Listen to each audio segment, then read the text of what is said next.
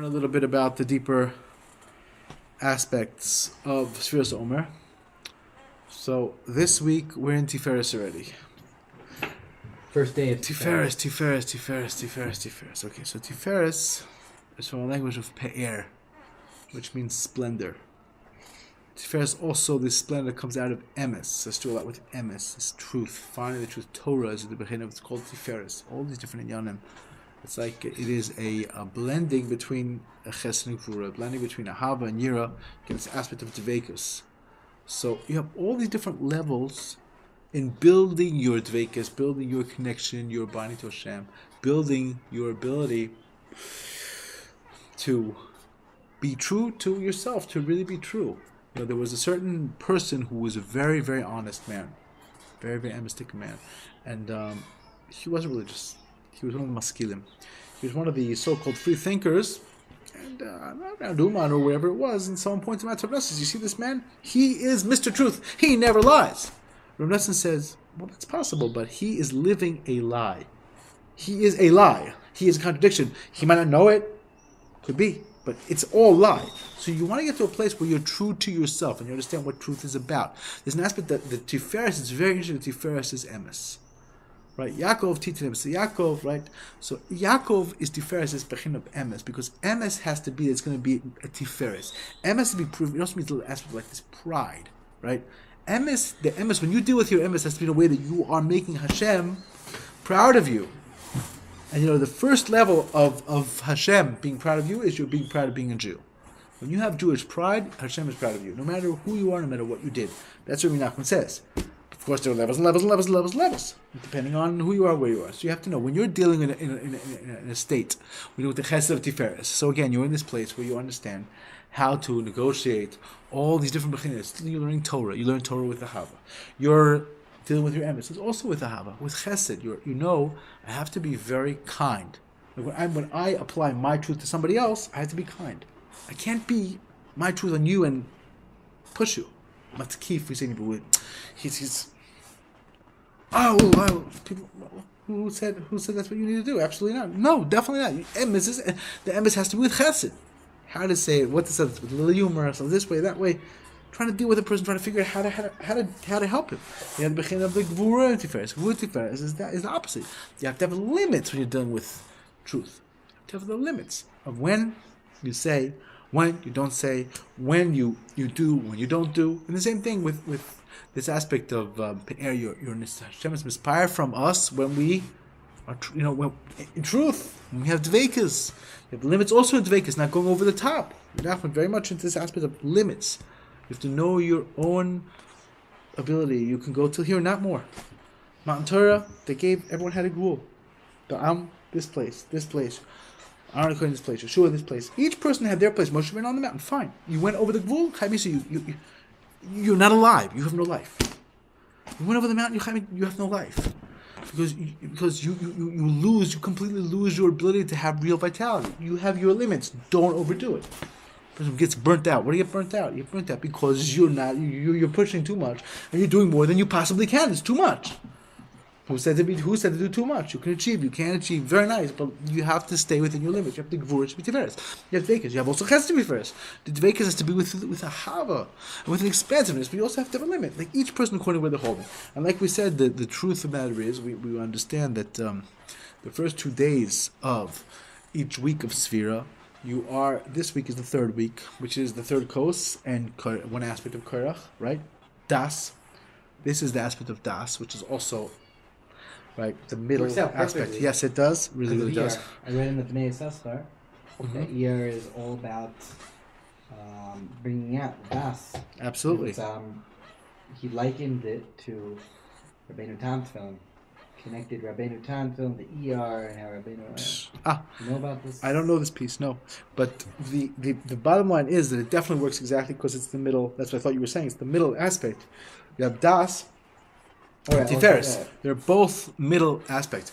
So so this in of Das is a reflexive knowledge. When you know something and you do it by this is you. You have to. This is who you are. This is where you are. This is your reflex. This is who you are. And you bring it out. It's real. It's not just in the heavens. It's real, something that's real. That's of what Das is about, and so we're dealing with the third cup, and Das is a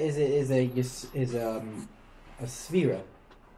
Das is different aspect. And there's 10 Sefiras, right? Mm-hmm. Das is one of them. Sort of. Sometimes. It's either Das or Keter. That's right. So one of them is the 10th. Or the first. The Gra explains that. The Gra explains that Keser and Das are one. Das is what we see, what we can relate to, and Keser is deeper. In other words, in a person, every person, of course, we all channel all these aspects. We all have all these aspects within ourselves. So you have the aspect that's called Chachma, and right, that's the first day of the third week. The first day of the third week was going to be this aspect that's called Chachma.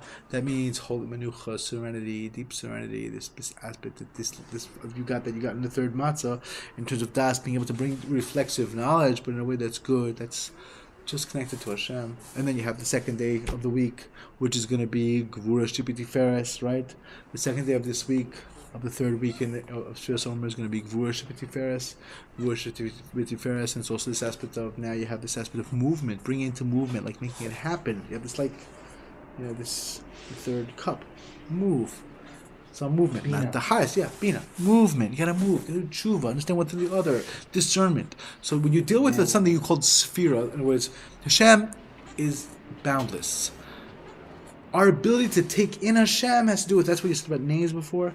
Names the Medrash says, the Nefesh Chaim brings it. The fee, in accordance with my actions, that's my name.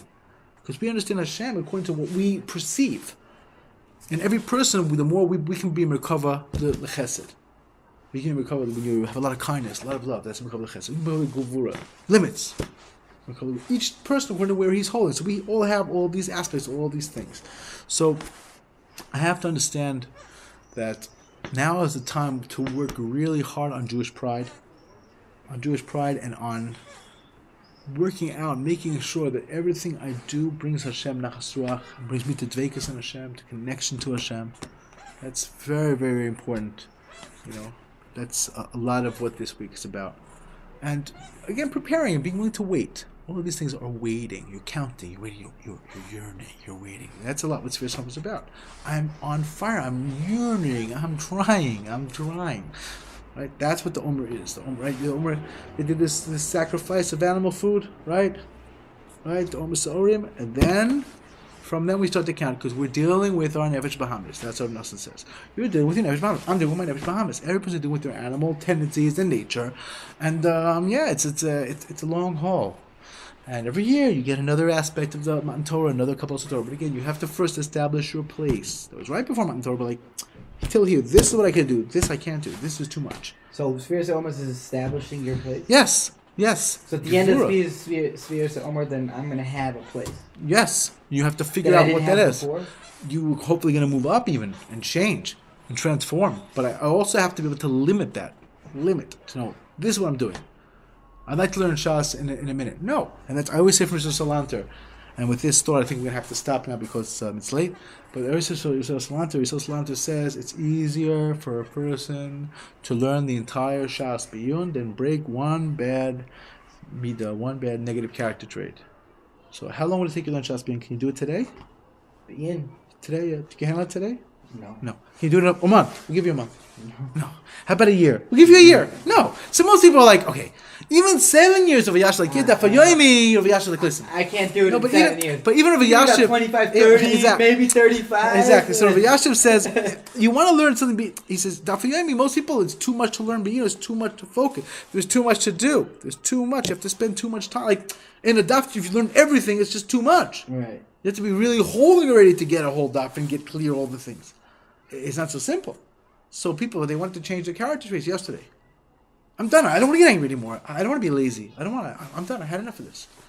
Okay, but it takes time. You want to really change. You want to really transform. You have to work. But I don't know. I don't know if I agree with it. Meaning, like my entire life, I've been working on myself. Keep on working. And I've been partly succeeding. Like, look You're at me succeeding. Now. You would have seen me 5 years ago. For sure. Like, He's so talking what does that about. mean? I didn't learn 5 shots yet. He's talking about changing. First of all, you might have put in more effort, but not only it depends on your effort. And second of all, he's talking about actually really changing the midah, really transforming that midah, and only channeling it for good things. And that's not easy to do. That's what Shlomo Zalman Auerbach said about his chavrusa. I forgot his name. One of the big Gedolei Yerushalayim learned together, and there were kids staring outside, like we have dogs here sometimes, right? If there's kids staring outside, there's yelling and doing things. So for some reason, I guess the window was closed, or maybe it was too hot, or they couldn't close it, or whatever. It was too loud with the window closed, whatever. So he said, he asked Shlomo Zalman, could you please quiet the kids? Now, he never asked anyone to do anything. I forgot his name. Big person, he never asked. He's like, the first thing I ever did for chavrusa forever long, he asked me to kill it. So we asked him, I'm very curious, like, you've never asked me to do anything. Suddenly, you always jump up and do it. Now you don't. He said, I don't know, I have a temper. He said, 40 years, I've never seen this guy get angry. I have a temper. I'm afraid I might overdo it. I'm afraid. You'll do it. And he's like, wow, whatever this means. Like, he's okay 40 years, but it doesn't mean that you're done with it. It doesn't mean you're done with it. Yeah, there's a lot of birurim. So every person has to just keep growing and keep working. Hashem shall be zochet to the aura of. How do I do that?